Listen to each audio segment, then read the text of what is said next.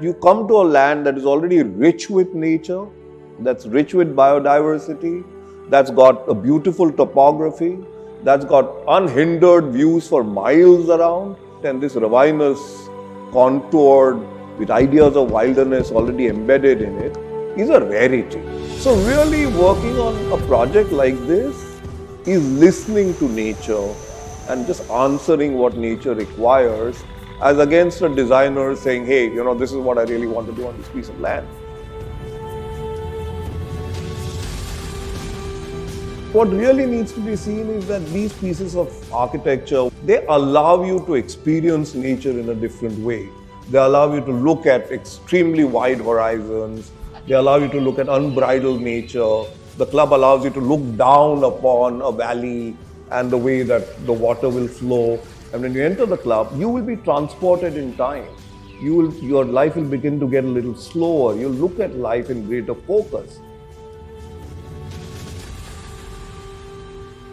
Inverness, which is a circular piece hovering above, the greens, almost sort of edging off and touching the horizon, is almost like a lens that concretizes, densifies your vision of being surrounded by nature, and that's why it's named. So it's a piece of art. It's a piece of sculpture. You have to look at it from a very artistic lens. That here is a piece of art that hovers above the wilderness, and you can be part of it. And when you're part of it, your eyes get an added lens to begin to look at the world around you.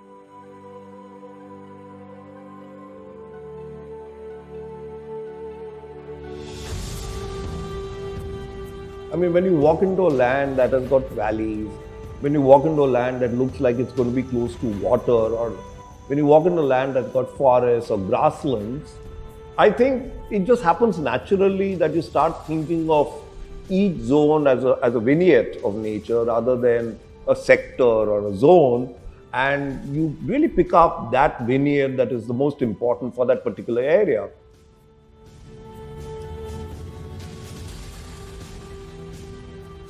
Because there's something nice about living under the stars and putting a log of wood in winter and sitting around fire. It is an extremely memorable experience. So there are walking trails like this, there will be cycling places, maybe in time there will be horse riding. I mean, everything that you want to do out in the nature, everything that you want to do in a manner in which you can connect with the idea of nature, is what Inverness aims to provide, and more. I think that's the ambition. So this is the kind of piece of land that you'd be happy to come even if there was nothing, and you'd be gratified. And then imagine on the same piece of land, and it's developed and lots of amenities have been put and you have a home there. Well, it's paradise as close as it can get in the context of Ahmedabad at least.